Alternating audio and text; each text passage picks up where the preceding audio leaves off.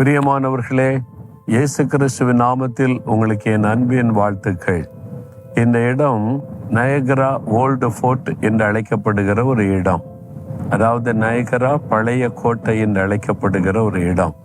இது சுற்றிலும் பல இடத்துல சில பழைய காலத்து கட்டடங்கள், கோட்டை சுவர்கள் இருக்கிறது. இது ஒரு யுத்தம் நடைபெற்ற ஒரு இடம். ஒரு காலத்தில் இது பிரெஞ்சு அதிகாரத்தின் கீழே இருந்தது. அதன் பிறகு அவர்களோடு யுத்தம் பண்ணி பிரிட்டிஷார் இதை தங்களுக்கு சொந்தமாக்கி கொண்டாங்க. பிறகு 18ஆம் நூற்றாண்டில் அமெரிக்கர்கள் யுத்தம் பண்ணி இந்த இடத்தை தங்களுக்கு சொந்தமாக்கி கொண்டாங்க. அப்படி யுத்தம் நடைபெற்ற இந்த இடத்துல அதற்கான அடையாளங்கள், பல காரியங்கள் வைக்கப்பட்டு இருக்கிறது. இந்த இடத்துல ஒரு சிலுவையை அவங்களே நாட்டி வச்சிருக்கிறாங்க.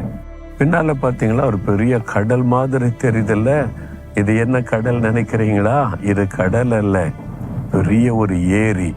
ஒன்டாரியோ ஏரி என்பது கடல் மாதிரி மிகப்பெரிய ஏரி. கண்ணு கட்டின தூரம் வரைக்கும் வெறும் தண்ணீர் தான். இந்த பக்கம் அமெரிக்கா தேசம், இதனுடைய அடுத்த பகுதியில் கனடா தேசம். 2 தேசத்தை இணைக்கிற ஒரு பெரிய ஏரி இது. அங்கே நின்று கொண்டு உங்களோடு பேசுகிறது எனக்கு அதிக சந்தோஷம். அதுவும் இந்த நாளில் ஆண்டவர் இயேசு ஒரு வார்த்தை சொல்லுகிறார். மத்தேயு 6ஆம் அதிகாரம் 33ஆம் வசனத்தில், முதலாவது தேவனுடைய ராஜ்யத்தையும் தேவ நீதியையும் தேடுங்கள், அப்பொழுது இவைகள் எல்லாம் உங்களுக்கு கூட கொடுக்கப்படும். உங்களுக்கு ஏதோ ஒரு தேவை இருக்குது. பண தேவையா இருக்கலாம், சுகம் தேவையா இருக்கலாம், ஒரு இடம் தேவையா இருக்கலாம், ஏதோ ஒரு காரியம் இருக்கிறது. உலகத்துல நீங்கள் வாழ்வதற்கு அவசியமான ஒரு காரியம், தங்குவதற்கு இடம், ஒரு நல்ல வேலை அல்லது தொழில், இப்படி பல காரியம் இருக்கிறது. உடுத்துறதுக்கு உடை வேணும், சாப்பிடுவதற்கு உணவு வேண்டும், இப்படி நம்முடைய அன்றாட தேவைகள் உண்டு. இதை குறித்து நிறைய நம்ம கவலைப்பட்டு கலங்குகிறோம். ஆண்டவர் சொல்றாரு, இதை பற்றி கவலைப்படாதங்க. உங்களுக்கு என்ன உணவு, என்ன உடுத்தணும் என்பதெல்லாம் ஆண்டவருக்கு தெரியும். முதலாவது தேவனுடைய ராஜ்யத்தையும் ஆண்டவருடைய நீதியையும் தேடுங்கள், இதெல்லாம் உங்களுக்கு கூட கொடுக்கப்படும் என்று ஆண்டவர் சொல்றார். இதெல்லாம் உங்களுக்கு அருளப்படும். நீங்க என்ன தேவையில் இருக்கிறீங்களோ உங்களுக்கு அருளப்படும். ஆண்டவர் கொடுப்பேன் என்று வாக்கு கொடுக்கிறார். உங்களை அவர் பசி பட்டினியிலே வைத்து விட மாட்டார். உடையில்லாதபடி நிர்வாணத்தில் வைத்து விட மாட்டார். உங்களுக்கு இந்த உலகத்தில் வாழ்வதற்கு என்ன தேவையோ அதையெல்லாம் உங்களுக்கு தருவார். ஆனால் அதை நீங்க பெற்றுக்கொள்ள வேண்டுமானால் முதலாவது தேவனையும் அவருடைய நீதியும் தேடணும். தேவனுடைய ராஜ்யம் அப்படின்னா தேவனுடைய ஆளுகை, நமக்குள்ள அவருடைய ஆளுகை வரணும். இந்த உலகத்துல தேவனுடைய ஆளுகை இருக்கணும்னு அதை நாடணும், அதை விரும்பணும். First preference. நீங்க எதுக்கு முதலிடம் கொடுக்கறீங்க? சிலர் தங்களுடைய உழைப்புக்கு முதலிடம் கொடுப்பாங்க. சிலர் தங்களுடைய வியாபாரத்துக்கு முதலிடம் கொடுப்பாங்க. சிலர் தங்களுடைய வேலை, அதான் எனக்கு சாப்பாடு போட அதான் முதல் அப்படின்னு சொல்லுவாங்க.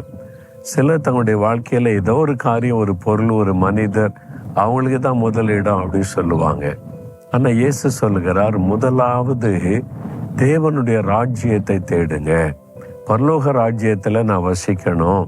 இந்த உலகத்திற்கு பிறகு ஆண்டவரோடு தேவனுடைய ராஜ்யத்துல கர்த்தரோடு இருக்கணும், அதை நாடுங்கள்.